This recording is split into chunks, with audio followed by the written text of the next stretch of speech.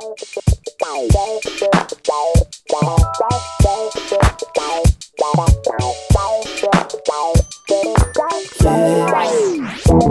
to Just John and April, the relationship podcast, your place for life, love, and laughs. In today's episode, the accident story and the word of the day. How's it going, babe? Good. Glad you think so. Yeah. I'm tired. I'm always tired, so that's a given. It doesn't make any sense, though, because summertime has begun. No one's going to school anymore. Yeah. And yet I'm more tired than I was before during the school year. We're staying up partying, that's why. That's what it is. Yeah. And then I'm going to work the next day. Exactly. That's the issue. As I sleep in. Exactly. I'm glad you're enjoying that. Yeah. I've had a couple of days of sleeping in, but not much. Right. Well, today we wanted to just start a new series, maybe 4 or 5, 6 parts. Who knows how long this is going to be. But we got several parts. We're going to be dealing with personal tragedy. Yeah.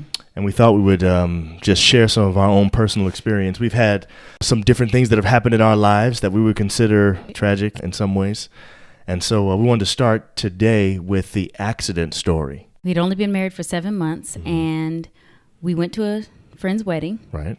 And after the wedding, of course, you know, you're talking and hanging out and having fun. And so that's what we were doing when we should have been on the road to leave, to go back to Huntsville, Alabama. Hours before we should have been on the road. Yes. Yeah. So we left at midnight and we were in Oklahoma headed back to Huntsville, Alabama. So that's, many miles. We had to get back at a certain time. Right. Because people had to go to work and things like that. Right. As we were traveling, John falls asleep at the wheel about 3 o'clock in the morning. Yeah, I took the first leg, first leg. That night proved to be the only leg of that trip. Unfortunately. Which is not good. He had the cruise control on 80. Yeah. He ended up going into the grassy part between 2 highways. So it's like where you go over the bridge, that grassy part. And there was a ravine that went down about 30 feet. And we went down. We went over the side of that. We went over the side of that and tumbled several times. I was knocked out, so I really don't remember. This is just what was told to me. Yeah, I remember the car hit nose first and then flipped over several times and rested on the roof. So we were upside down when we came to rest. April, of course, doesn't remember any of this stuff. His brother was in the car. His brother's girlfriend at the time was in the car. And John ended up pulling us all out. But he couldn't pull his brother out. Right. His brother was stuck in there. So they had to get the jaws of life and stuff and actually cut him out of the car, cut the metal and everything to get him out. Right. Yeah. So they helivacked him off. I remember still when April woke up the first time, she was disoriented and didn't know where we were. By this time, I was out of my hospital room, now in her room. And I had to explain to her why we were there and what had happened. Several hours later, she came to again, and the same exact thing happened. It kept happening over and over again for a couple of weeks. It turns out one of the things that was wrong with her, she had some bleeding on her brain. It was causing her short memory loss. And so I had to continually explain to her why we were doing what we were doing because she didn't know. I ended up separating my right shoulder, had bleeding on the brain, had cracked ribs. John had cracked ribs, cut up feet. I had the lowest amount of injuries out of everybody. Right. Yeah. My brother-in-law's girlfriend at the time, she had broken femur, broken clavicle, cracked ribs as well. We all had cuts on our arms and things. But his brother, Paul, had the worst. He had several bones in his face broken. He had to get facial reconstructive surgery. His back was basically broken. Yep. He had to learn how to walk again. Had to get his jaw wired shut and just drink whatever he was eating for like 6 weeks. So it was a lot. But we want to just talk about how this affected our marriage. Because remember, we said we'd only been married 7 months at this point. We got married in December of 2000. This is now July of 2001.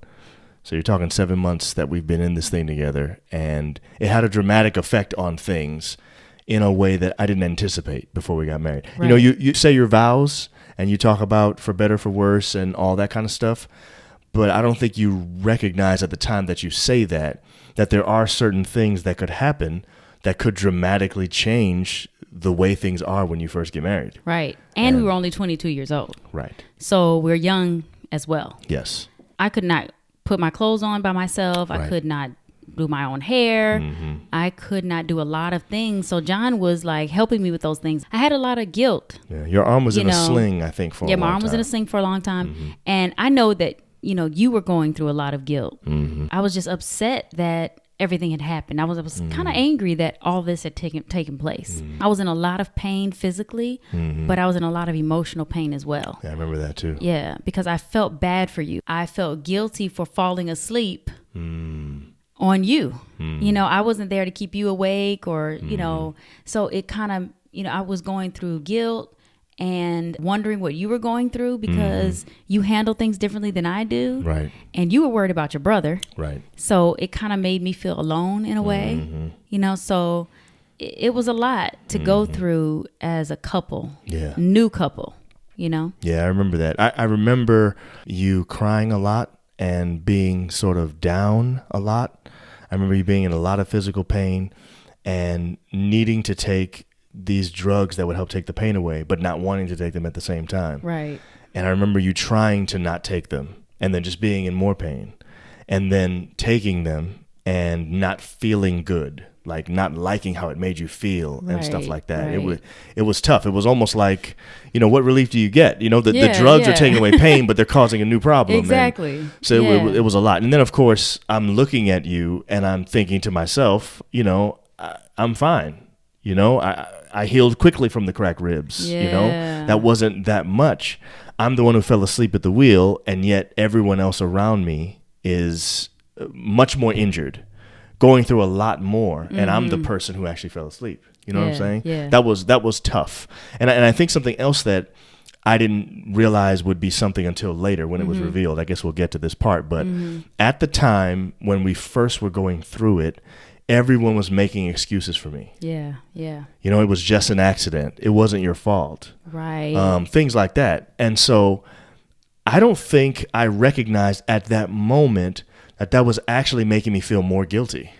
Really? Yeah. Wow. And I can't even explain why. It's almost like I wanted to believe what everybody was saying, that it wasn't my fault. Yeah. But the reality was, if I hadn't fallen asleep at the wheel, nobody would be in this situation that they're in. Right. So you know what I'm saying? Right. Yeah. So it was kind of a weird situation, and it affected our relationship. It did. Let's move on to family dynamics because I think that caused a lot of issues for us because we were young. Yeah. And so our family wanted to treat us as if we were still in the home. Yeah. Yeah, that's true. And they were kind of like, man, but they're married. They have their own family. Right. But we kind of deep down wanted them to treat us like we were still in the home because we needed that kind of love. Right. So it was a weird situation, which caused us to feel lonely and more depressed. Yes. So I remember what you're saying really is that the family members, our parents, both our sets of parents, were struggling to figure out how they could be helpful in an appropriate way since we were married. Right. So it was almost and newly like married. Yes. So it was all new for everybody. Yes. So it was almost like they were trying to respect boundaries,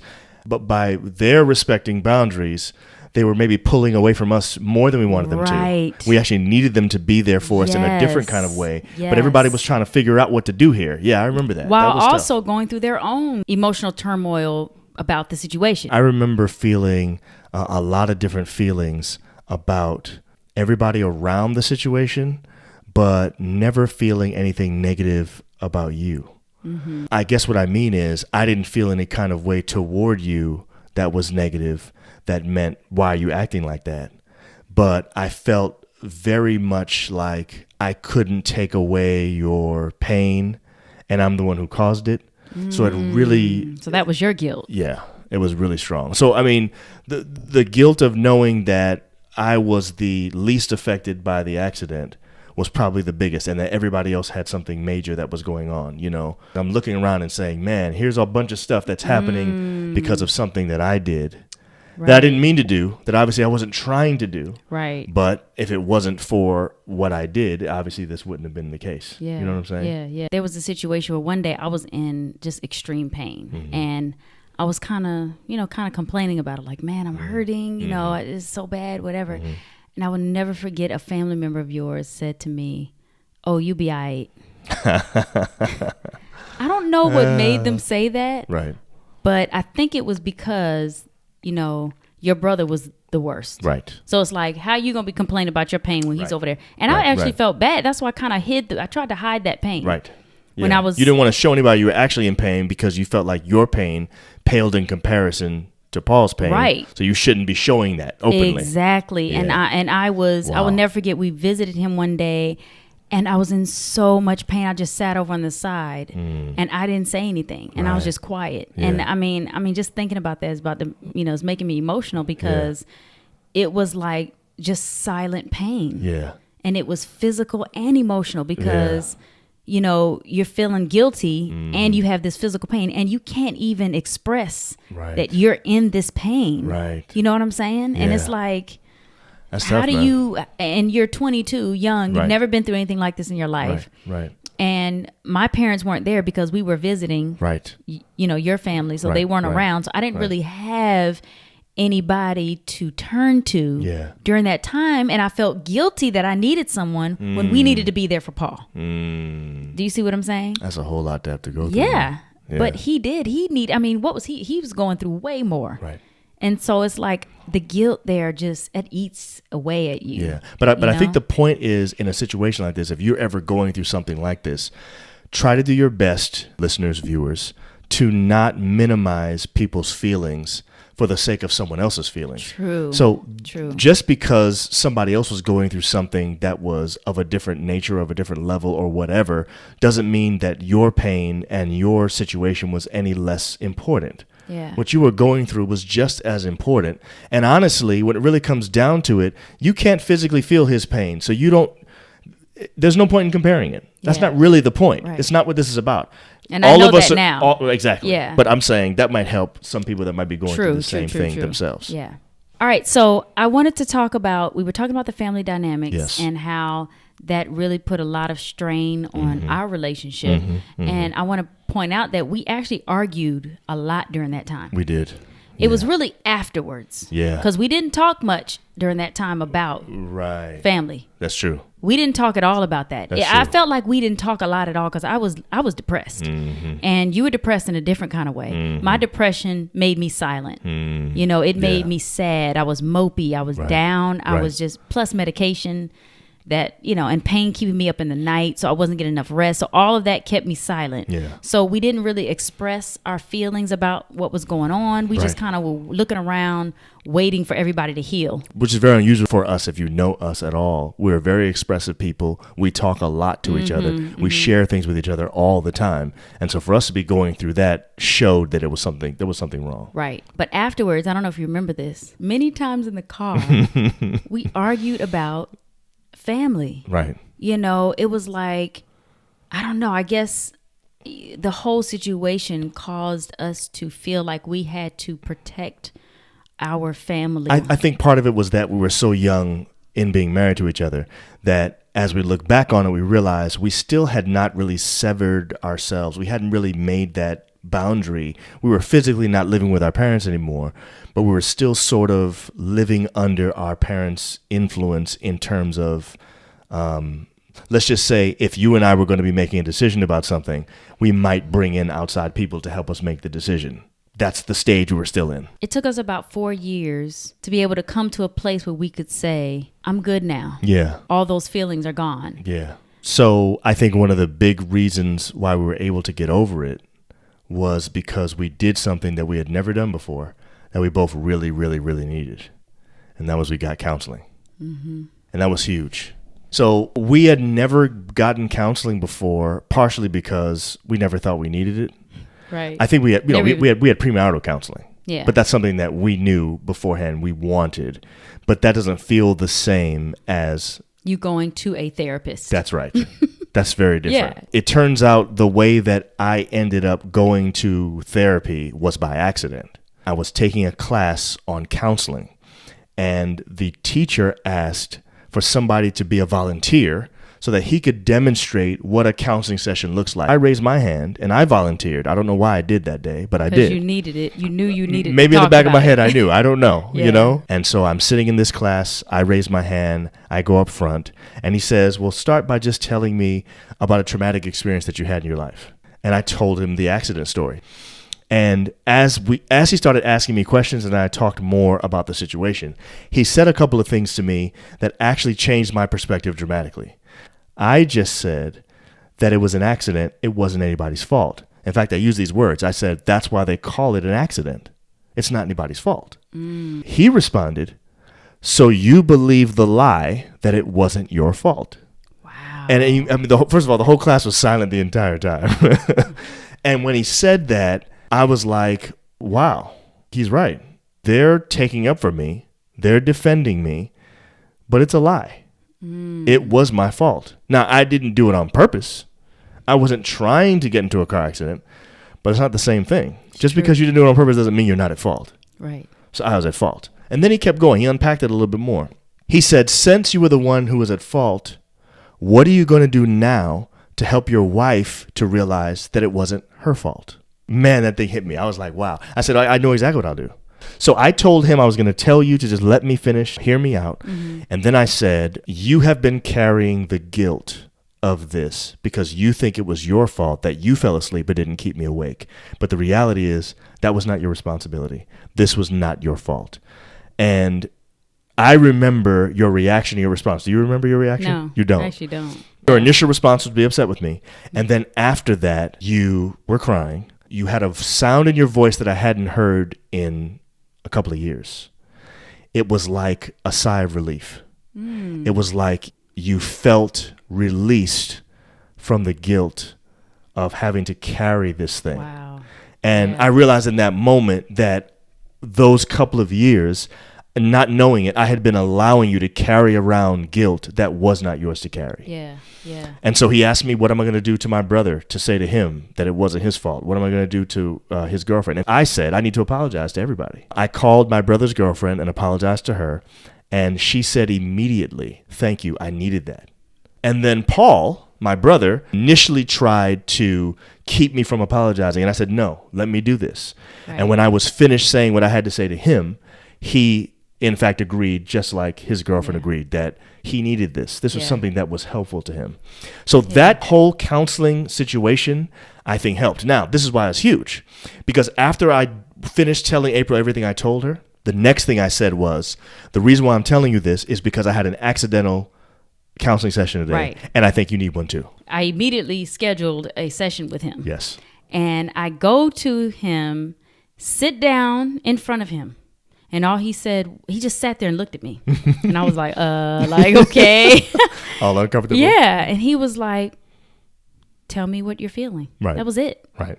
I really did talk for the entire hour. Right. He just listened. After that was over, he said to me, guys, this was like this is what all I needed. Right. He said to me, you are not wrong for the way that you feel. Wow. Matter of fact, this was even bigger that he said. He said, if I was in your position, that's what he said, I would have felt the same way. Right. And I mean, when I say it was gone, it was like released. Right. Just hearing those words, just let all of the feelings, all the anger. I'm not crazy. There's nothing wrong with me. Right. Yeah. I will never forget those words. He said, I understand. If I was in your place, I would have felt the same way. Wow. That's amazing. Oh my goodness. So how many people would be able to, benefit from that if they're in a similar situation? There's so many people out there. Oh my goodness. Yeah. And so I actually feel like it's important for us to say that counseling is not a bad thing. No. And you are not crazy. You're not crazy. And not only that, but if, let's just say after that accident, we had not gone to the hospital. What if I pulled everybody out of the car and we just went home? We just went home. Yeah. Everybody would say we're crazy. Why wouldn't you go get that looked at? Exactly. Well, I think it's similar with trauma that you go through that happens between your ears. You know what I'm saying? Mm-hmm. I think we don't realize or recognize how big of a deal it is when we just leave that undone, unfixed, unchecked, unlooked at. And to be honest with you, us talking about it right now, like I'm holding back tears. Right. I'm holding back, the emotion that is coming from even talking about it again, which lets me know that I probably needed more than one session. Right. That one session did, it did relieve me from the guilt and the pain, the mental anguish, but I feel like you the need to fact follow that up. I probably needed to follow up. Yeah. Yeah. But again, going to a therapist every week wasn't seen as a thing to do. We see it very differently now. We understand it very differently now. But at the time, for us, there was still a stigma that going to a therapist multiple times was a bad thing.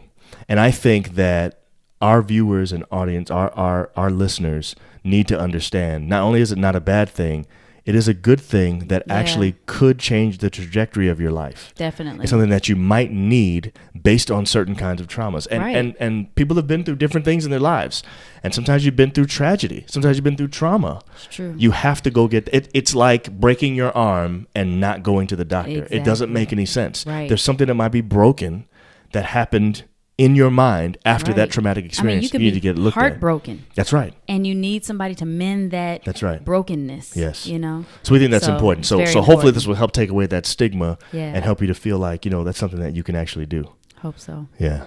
Okay. So I actually feel like this is one of those things when we look back on our marriage and we think back, there were certain things that I think you can call turning point event. There were several of them that happened in our lives. This is one of those. Yes. And it happened early on.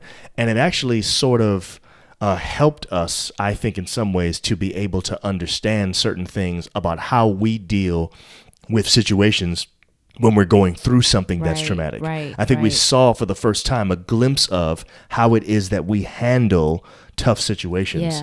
And that was good for us. I guess in the end, it ended up working out. Obviously, we're still married. Right. We still love each other, all of that. Yeah. But actually, I felt like it was one of those situations that tested our marriage in a way that it could have been very different. So I just thank God that it ended up being a positive thing that we built on instead of a negative thing that broke us up. Exactly. You know what I'm saying? Right. Now it's time for Word of the Day. Okay, our Word of the Day. Word of the Day today is mental health. Mental health. Mental health. Now, the reason why we chose this word has a lot to do with what we just talked about in terms of people having sort of a negative feeling when they think about things like therapists and counselors and stuff like that. Right. Here's basically the definition. Mental health includes our emotional, psychological, and social well-being. It affects how we think, feel, and act. So what we're really saying is we think it's important that you take your mental health just as seriously as you do your physical health. Yes. I think things that are physical you can see and it's obvious and you say, okay, I just cracked a tooth, I need to go to the dentist. Exactly. I just broke my leg, I need to go to the doctor. But we need to think of mental health in the same way. Yeah, because if you look at, it says, affects the way you think, feel, and act. Yeah. That actually can affect your entire day. That's right. Your every relationship. That's right. Every interaction. That's right. You know, when you're talking about the way you act, the way you feel, the way you think. That's right. Because that then makes it so that what comes out of your mouth may be impacted by what you're dealing with. Yeah. And you don't even realize that what you're saying either doesn't make sense or it doesn't fit with who you really are. That's true. Because you have not dealt with your mental health. Right. And I think mental health has a negative connotation as well. It does. And it's bad. But we use we use that compound word on purpose because we're hoping to shed light on it so that it has a sort of different outlook on that word when you think about mental health. So try to stay healthy. And when we say healthy, we don't just mean physically. We also mean mentally. And emotionally. Health. And emotionally. That's right. Yeah. Well, let's do that. Okay. All right. All right. See you next time. Bye. Bye. Thanks for watching Jess, John, and April. Like, comment, share, and subscribe. Also hit that notification bell to be notified about our next episode. See you next time. Bye.